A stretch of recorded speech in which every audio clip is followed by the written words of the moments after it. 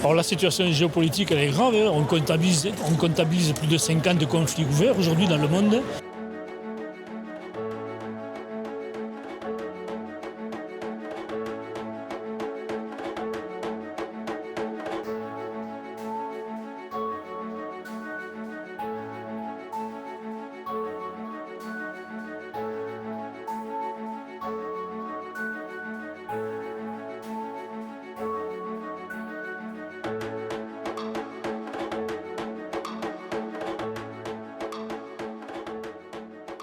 Ah oui, oui, absolument. Absolument. Et c'est bien pour ça que l'on marche, hein. C'est effectivement pour attirer un maximum de personnes sur la gravité du moment. Alors la situation géopolitique, elle est grave, hein. On comptabilise plus de 50 conflits ouverts aujourd'hui dans le monde. Bon, même si les plus médiatisés, les plus meurtriers, c'est bien entendu la Palestine et l'Ukraine. Il y en a ailleurs, en Afrique, au Yémen, en Asie, etc.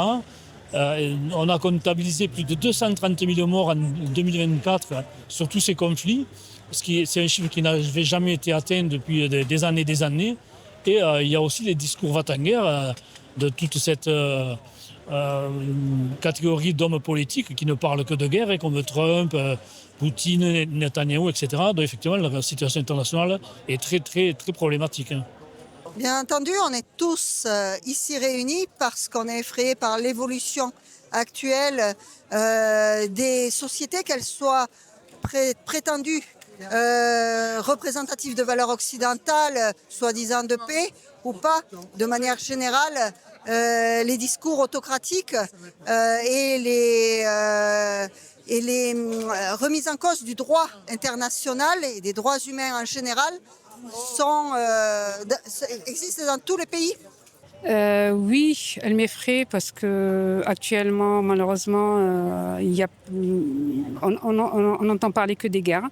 Entre la guerre en Ukraine et la guerre en Palestine, enfin contre Gaza, c'est effrayant parce qu'on n'arrive pas malheureusement avec tout ce qu'on a vécu avant dans l'histoire, avec le génocide ou l'extermination des Juifs. On avait dit plus jamais ça et ça repart avec les Palestiniens.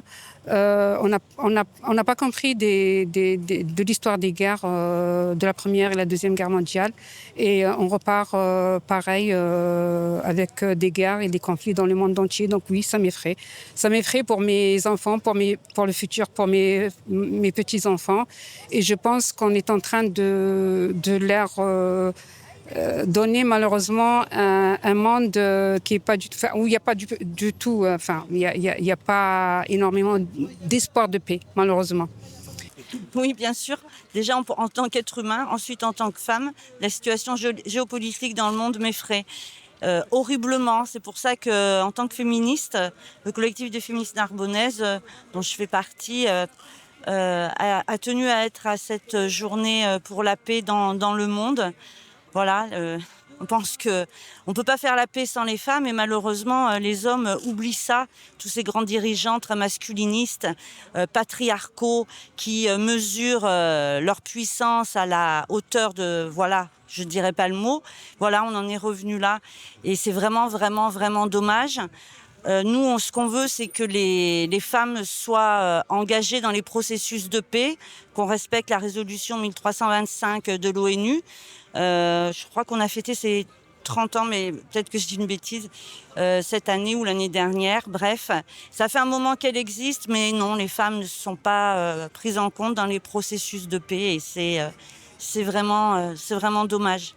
Évidemment qu'elle effraie tout le monde. Aujourd'hui, au XXIe siècle, on arrive à avoir des guerres un petit peu partout dans le monde, hein. On va parler des conflits au Moyen-Orient, mais on peut parler aussi du conflit aux portes de l'Europe, en Ukraine, comme on peut parler des conflits, il y a les Yazidis en Afrique, etc. Évidemment que c'est effrayant. On est des militants pour la paix, pour les droits de l'homme, et évidemment que c'est aujourd'hui, on est consterné par ce qui se passe et la montée, par exemple, des extrêmes droites qui font que dans certains pays, on est très très loin d'avoir la paix.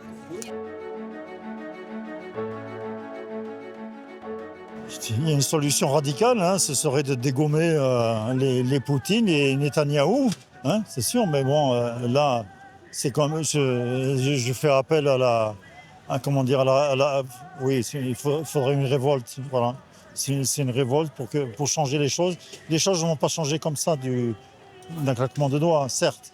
Mais bon, il faut déjà, une marche comme ça là, il faudrait qu'on soit déjà plus nombreux. Voilà. En même temps, ça consiste à sensibiliser les autres, ceux qui nous regardent passer. Donc, et je suis sûr que, voilà.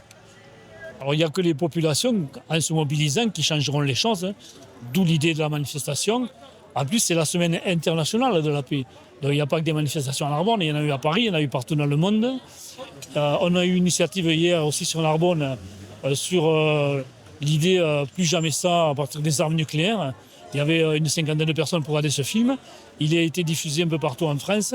Donc il y a des choses qui se font, mais c'est la population qui fera bouger les choses, qui incitera les politiques à bouger sur ces sujets-là. Se réunir tout simplement, se parler, être ensemble comme aujourd'hui. Et aujourd'hui justement, on est ensemble pour faire un village associatif, se réunir, parler et se rendre compte que toutes nos préoccupations sont intriquées. Les droits humains sont intriqués avec les droits de l'environnement et sont indissolubles de la paix de manière générale. Je pense que c'est au niveau État, enfin les peuples en conscience maintenant. Ils demandent aux États d'intervenir, mais le problème c'est au niveau des États et surtout l'impérialisme mondial avec Trump. Et ses décisions avec malheureusement Netanyahou. Voilà, le monde va mal parce que les puissances mondiales n'arrivent pas à arrêter toutes ces guerres et au contraire, ils y participent malheureusement. Écouter les femmes, leur laisser toute leur place, et puis même, je suis désolée, même si pour moi le féminisme c'est l'égalité, mais dans ces questions-là, peut-être leur laisser plus de place qu'aux hommes qui ne comprennent toujours pas l'importance de construire ensemble la paix. On peut s'inspirer, je suis membre aussi de France Kurdistan, mais on peut s'inspirer de ce que font les femmes kurdes au Kurdistan qui prennent les armes pour se défendre, mais elles sont foncièrement pour la paix, pour l'égalité. Et ensuite, il y a tout un mouvement de fond dans la société civile pour que les femmes soient vraiment présentes à tous les niveaux.